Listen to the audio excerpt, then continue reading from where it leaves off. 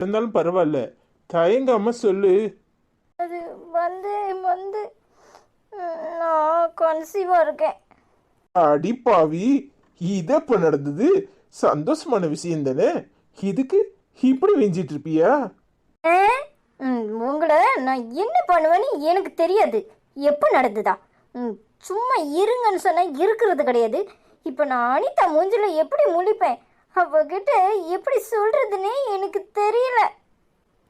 ஏய், நாம 2 பேரும் புருஷன் பொண்டாட்டி, அதாவது உனக்கு ஞாபகத்துல இருக்கா? ஆ, இருக்கு இருக்கு. இன்னும் ஏண்டி கூச்சப்படுற? இதுல என்ன இருக்கு? ஏய், இன்னொரு தங்கச்சி பாப்பாவோ தம்பி பாப்பாவோ வேண்டாமா? நம்ம பையன் ஒத்தையில எப்படி விளையாடுவான்? அவனுக்கு விளையாடுறதுக்கு துணைக்கு ஆள் வேண்டாமா?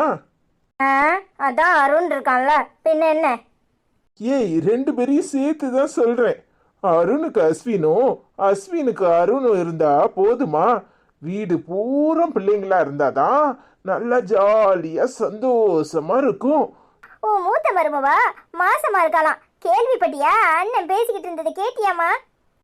எங்க இருக்க? இங்க வாடி. எங்க இருக்க? வாங்கத்த. எப்படி இருக்கீங்க? நல்லா இருக்கீங்களா?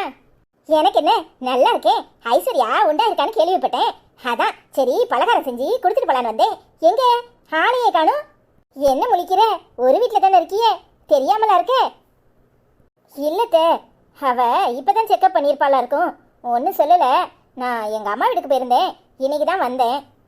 அடப்பாவமே, ஒரு வீட்டில் இருந்தோம் 2 பேரும் தனித்தனியா இருக்கியே. நான் உன்கிட்ட சொல்லியிருப்பான்ல நினைச்சேன், சொல்லலையாக்கும்.